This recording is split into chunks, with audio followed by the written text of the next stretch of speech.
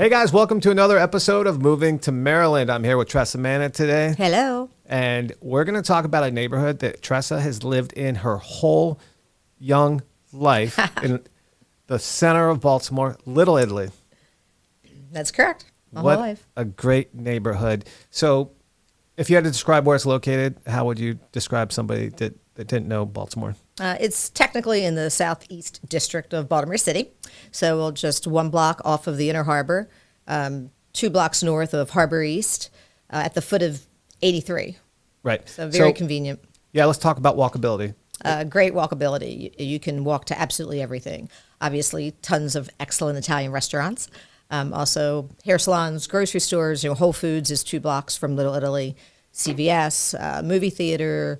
Anything you need is right there. So if you don't have a car, you can still get anywhere to anything that you need is right there. It's one of the best. I mean, if you want a corner bar, you want a corner deli, you want Whole Foods. I mean, everything. It's out of a score up to 100. I think it's like 120 walkability score. At least 120. So let's talk about access. Let's say you work north. It's right at the foot of 83, right? Right. It's at the foot of 83, President and Pratt Street. Excuse me.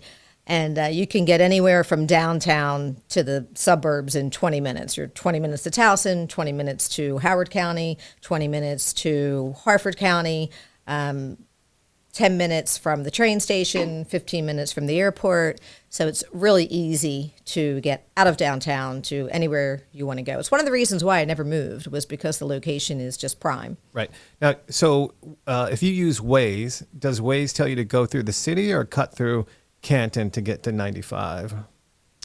It depends. I Depends don't on use time of day. Waze all the time. Sometimes when I want to get to 95, I go through downtown. And if I'm at our office, if I'm at my office, then I'm going to probably go through 95. Yeah. So it depends exactly where you are. But I kind of like to go through downtown. I still feel like it's the quickest way to get out of town, because then I can hit either 95 or 295, which is the BW Parkway. Unless you're in a Orioles or Ravens traffic, right? True. You have to be cognizant of that. But Yeah. most of the time it works out. All right. So you don't use Waze. I use Waze. Like it's like there's different parts of the city where like sometimes depending on the time of day or game traffic, like, you go this way or that way. That's helpful. Yeah, definitely. It's probably closer to go through the city though, to get out of town. So what about jobs? Like, so like what are some of the big employers you can walk to from Little Italy? Exelon Tower is 3 blocks away. So if you work at Exelon, easy to walk to that. A lot of the government offices, obviously, are downtown. City Hall. It's all walkable. It's one of the reasons why we got residential parking 30 years ago was because people would park in the neighborhood and walk downtown to go to work. Mm-hmm. So we had to have residential parking implemented. But any of the state offices are downtown. If you work for the Orioles, it's downtown. Yeah. Obviously, a lot of law firms are downtown. So walkability to the financial part of the city is really easy. Yeah, I think if you want to live in a townhome but close to all the amenities of Harbor East and Fells Point and Inner Harbor, it's got to be one of the best neighborhoods. Yeah, we're one of the only neighborhoods that offers townhome living. Harbor East is all condominiums, so if you want condo living, that's the place to be. Yep. But we have really nice houses that still have a lot of character, brick fronts, and yeah, it's a really close-knit community. Well, before we get into real estate, let's talk about the restaurants. You got any restaurants Yes. in Little Italy? Oh, absolutely. My favorite restaurant is La Scala restaurant. I go to different restaurants for different things. They're all sort of family to me because I've been there a long time. La Scala I go to probably once a week because the food's great, and I love the owner, Nino, and his mom, Pina. Won't meet finer people. I go to Ciparelli's, which has been there one of the longest. Ciparelli's and Sabatino's, they've both been there 60-plus years, which is pretty amazing to think about restaurants that have been open for that long, since a lot of restaurants go out of business in the first 5 years. That's pretty incredible. Ciparelli's is family-owned since day one, so they're approaching their 4th generation of family members running the restaurant. And I go there quite a bit. It's quite the neighborhood spot, and food's still really good, and it's enjoyable atmosphere. So they're busy all the time as well. So they're probably my favorites. But there are other restaurants there too. And then 2 blocks and you're in Harbor East and there's 20 more restaurants. Yeah, exactly. Not going to Harbor East for Italian though. Let's talk about, we touched on it a little bit, but amenities and shopping, like you're literally close to everything. Sure. We can walk to anything that you need. If you need clothes, you can go to Harbor East. There's plenty of clothing shops. There are makeup stores there. There's athletic gear. There's Lululemon and Under Armour. Patagonia just opened. Pardon me? Patagonia just opened? Patagonia just opened. That's a little closer to Fells Point, but yeah, they just opened. That's a nice shop. In Little Italy, we have mainly food available.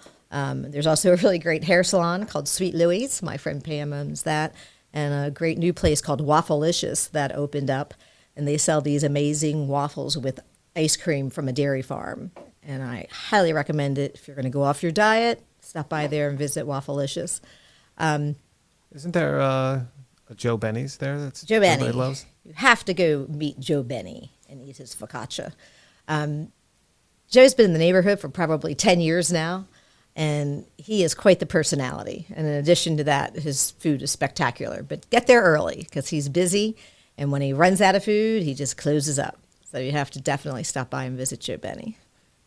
So I think a Little Italy and green space, there's not much green space that's close. I mean, you could obviously go to Patterson Park, and everybody claims Patterson Park is their backyard. If you have a dog and you're walking dog, need some green space, where do you go? Usually walk across President Street to the green space by Scarlett Place. And yeah, there's quite a few dogs out there at times, and then I from there cruise over to Harbor East and sometimes head into Fells Point for some more green space. Mm-hmm. Great. What about the neighborhood vibe in Little Italy? I mean, it's got such a classic. Now, that's the best part of the neighborhood. There's great network of people there. Everybody looks out for each other. If you aren't going to be home and you're expecting a package, or you get a notice that you have a package and you're not home, you text your neighbors and say, hey, can somebody grab my package? And somebody always does. And if you need help with anything, if your car is not starting, and somebody's going to help you. If you have a plumbing issue, you're going to call our local handy guy, Arthur Gentili, and he's going to come and he's going to take care of it for you and refuse to take any money from you.